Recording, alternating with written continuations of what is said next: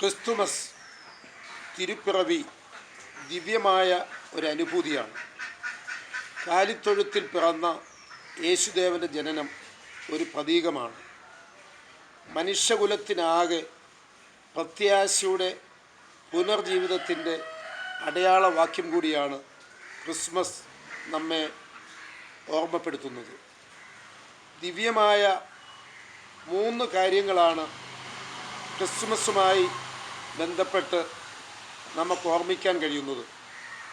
ഒന്ന്, ദൈവം മനുഷ്യനായി പിറന്ന് ദൈവവും മനുഷ്യനും ഒന്നാകുന്ന സുന്ദരമായ നിമിഷം.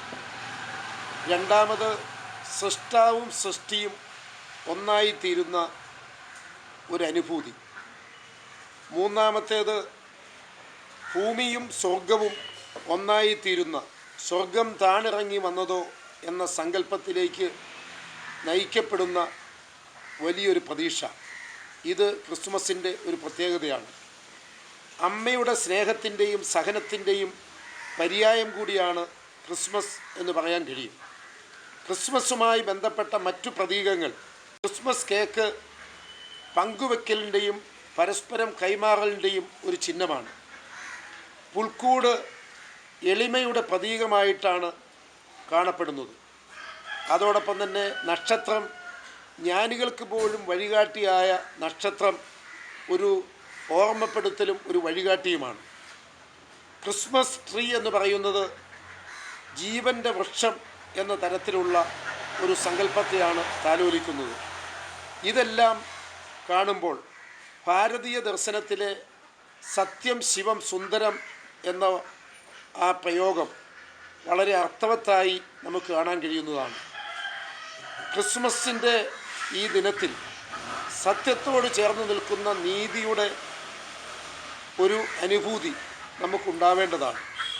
സത്യം പ്രചരിപ്പിക്കപ്പെടേണ്ടതാണ്, പാലിക്കപ്പെടേണ്ടതാണ് എന്ന പ്രതിജ്ഞ പുതുക്കാനും ക്രിസ്മസ് ദിനം നമുക്കെല്ലാം ഒപ്പം ചേരേണ്ട ഒന്നാണ് എന്നാണ് എൻ്റെ പക്ഷം.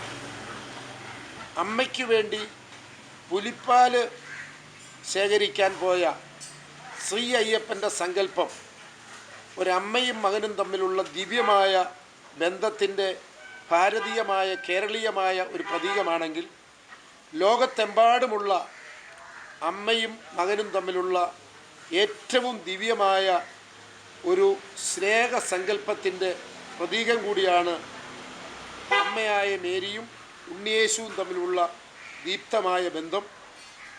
ആ ദീപ്തമായ ബന്ധത്തിൻ്റെ എളിമയുടെ രൂപം പ്രാപിച്ച മനുഷ്യാവതാരമാണ് ദൈവപുത്രനായ യേശുദേവൻ.